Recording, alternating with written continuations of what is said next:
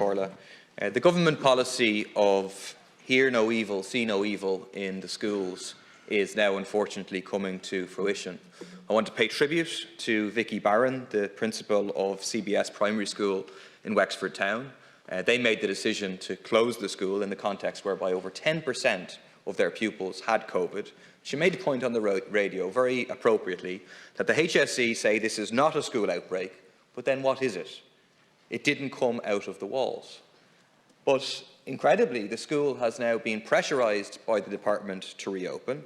They've sent a letter to parents saying we've been instructed to return to face-to-face learning with immediate effect. The consequence of that is to place pupils, families and staff in danger. The government has been incredibly reckless on the question of schools. No HEPA filters, not one in the entire country, I think, provided by the department.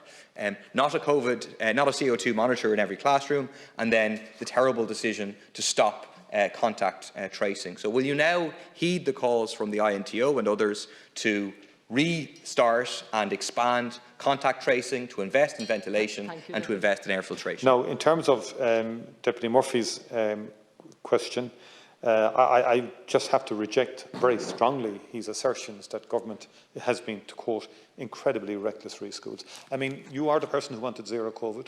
You are the person who swore by public health advice. It's public health advice that the Minister for Education has been following consistently in respect of schools, yet you just ignore it there in your contribution.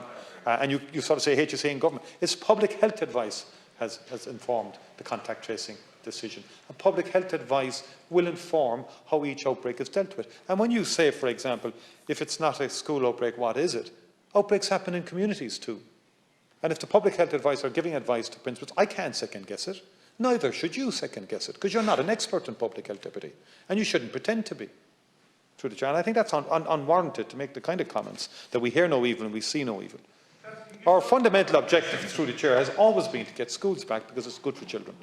It's very important for the development of the child that the child is in school with their friends and learning, and that we can provide for their emotional and intellectual development, all aspects of the child's development. And that's best, in my view, provided in school.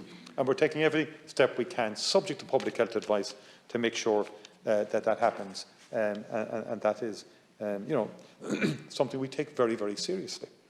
And the public health authorities have engaged with the unions at different times in the pandemic over issues that union representatives have raised in respect of the pandemic and its impact on schools and on teachers, SNAs and all staff who work in our schools.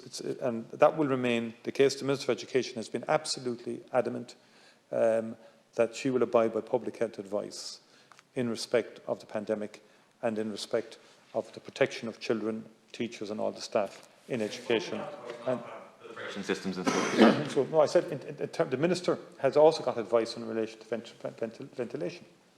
And the recommendation the Minister got was to provide CO2 monitors in schools across the country.